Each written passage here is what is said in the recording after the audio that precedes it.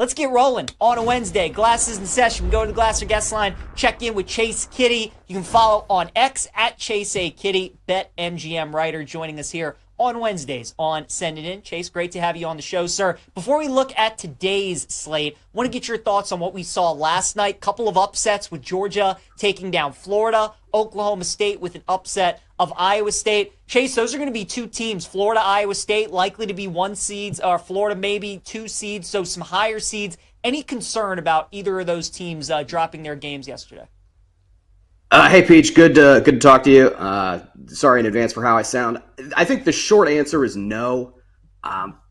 Florida, top 10 in offensive adjusted efficiency, defensive adjusted efficiency. So if you like Florida, and I think they're a little rich at 9-1 in the championship market, but if you like Florida, I don't think you're freaking out about one upset game in late February. This is the part of the conference schedule where stuff like this happens, and the SEC is really, really good. Even the teams in the bottom of the standings are capable of doing some stuff. So I don't think I would freak out about that at all. It's more the price concern for me if you're looking at Florida. As for Iowa State, it's kind of the same thing, like Big 12 conference schedule, you're going to lose some games. But for me, when you look at Iowa State's track record as a team in March, they just don't really go beyond the Sweet 16 very often. I want to say they have one Elite Eight trip in modern history, and I think that was 25 years ago. They're a decent bet to go to the Sweet 16, make the second weekend. I think that's the futures market. I would look to play them once we start to see some numbers in that direction. But I would be a little skittish about playing them, but that's more because of how they play in March and the style of play and whether or not that has long-term success potential, and less about the implications of a single game. Yeah, makes total sense. Chase, want to get your thoughts on tonight's card. Let's start with the game of the night in College Park. Number 8 Michigan State against number 16 Maryland. Might be the battle of the two best teams in the Big Ten, the way that both of these teams are playing. Terps right now, BetMGM are a 4.5-point favorite with a total of 149.5. Chase, Michigan State's had a gauntlet, man, and they have answered every time. Wins at Michigan. They've beaten Purdue. They've beaten Illinois. It's going to be a tough test, though, against Maryland, who's got one of the best starting fives in all of college basketball. Anything that you like in this game tonight? Yes, I like Maryland. The number jumped out at me right away. Michigan State, what they have been putting together holistically across the entire Big Ten season. They've basically played themselves into position to win the regular season title, have a great conference championship berth. They've played themselves into position to maybe be a 2 seed or if things fall apart, then maybe you slide to the 3 line. But they're going to probably be a top seed when we see the bracket next month. So it is a little surprising, knowing all that, to look at the game line and see that Maryland was minus 3.5 this morning, which is where I jumped on it. It's since moved down to Maryland 4.5. I would still buy it there. I think 5 is probably where I get off because it starts to become harder when you think about the free throw game at the end of 40 minutes, getting it out past 5 if it's a tight game. So Maryland 5 is probably where I get off the train. But I do think it's interesting when you consider Michigan State and what they are and what they have been, that they're getting points on the road in this spot. Michigan State, I think, is won 6 straight against Maryland. I think it's back to 2021 since Maryland last beat them, back to 2021 since Maryland was last favored against them.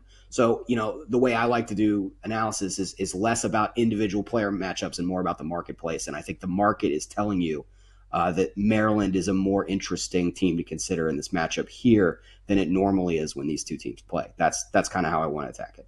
What about long-term, Chase? Which of these teams do you like better in March? Do you like Michigan State, obviously Izzo, his track record with a really good team, or do you like Maryland, who, like metrics and all these Ken Pom and Evan Maya and Bartow, they love the Terps, man, and what they're doing. Which of these teams do you like better in March?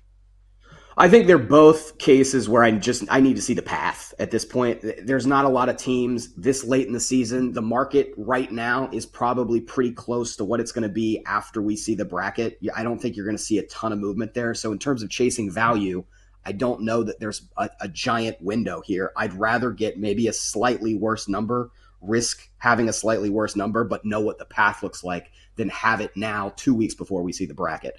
So that's sort of my cop-out answer. If you made me answer, I think I would say I would put it exactly how you phrased it, PJ, which is Michigan State, when Izzo has a good team, they're capable of a good run, right? I think a lot of people recently have pointed to the fact that Izzo hasn't had a Michigan State-like run since, I think it was pre-COVID. I think it was 2019 was the last time they ripped off a good run and went to the Final Four. But if you look at the seeds they've had in the interim, they've been like 7 seeds, 9 seeds, 10 seeds. So you can't hardly fault him for not winning 4 games in a row in March when that's the caliber of team you have. I think if you have a 2 seed, you have a favorable draw, then maybe I'm more interested in playing the old January, February Izzo calendar jokes. Totally makes sense. What else do you like on the card tonight, Chase, outside of the Terps? Arkansas minus 3.5. I would lay it. It's a little square, but it just feels like 2 teams with Arkansas and Texas that are kind of going in totally different directions at this point. I'm surprised that number's not closer to 5.5 or 6. Notre Dame plus 14.5 is an interesting one to reach for. Obviously Clemson's the better team here. They're good, but they really haven't been that good of a cover team once we got into ACC play when they're laying a giant number, and this number's popped out from 12.5 where it opened to now 14.5 as we're talking here. So I like the bucket of points there with Notre Dame to probably not win, but maybe keep it inside that number. Clemson is 1-3 against the spread versus ACC teams as a double-digit favorite this season. And then last week when I was here, I gave out North Dakota State. I liked them on the money line. I liked them as in a regression spot against a rival in the Jackrabbits in the Summit League. I'm actually looking to flip that now. North Dakota State went from a big dog to now a 9.5-point favorite playing South Dakota, not South Dakota State, but South Dakota. And I think here I want to go against North Dakota State. Probably not an outright money line play for me with the Yotes, but I will take the 9.5 points. All right, very good. Chase, before we let you go, I want to get your thoughts on some NBA futures. We were texting before the show. You said you have some thoughts, so I'll just leave it open-ended for you, wherever you want to take it. What catches your eye in that market right now? Yeah, broadly, I think this is a great time to get involved with the NBA futures market and looking for the stretch run. And the team that I've eyed the most are the Nuggets. I just think they're getting healthier. They're starting to put things together.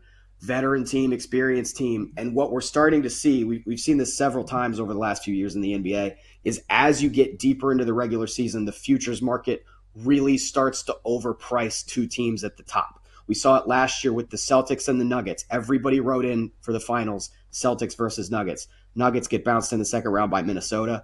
I think a similar thing is happening this year with the Celtics and the Thunder. And obviously those 2 teams are great. It's not about saying they're not great.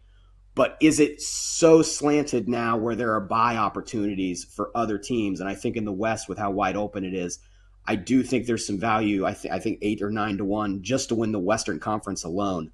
I think it's worth taking a couple shots with Denver in the championship market and in the Western Conference futures market. And I would even probably buy a ticket for Jokic to win MVP because I think we're over-indexing a little bit on the whole SGA getting the meta boost of, well, they're not going to vote for Jokic again for MVP. Well, they might, they're both having really good seasons. He's over eclipsing his previous MVP run. So I do think with the market so heavily tilted at this point, there's a buy point for Jokic.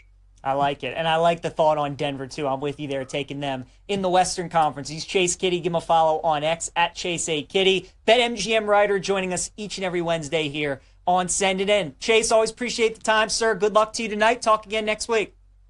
Thanks, Peach. Thanks, guys.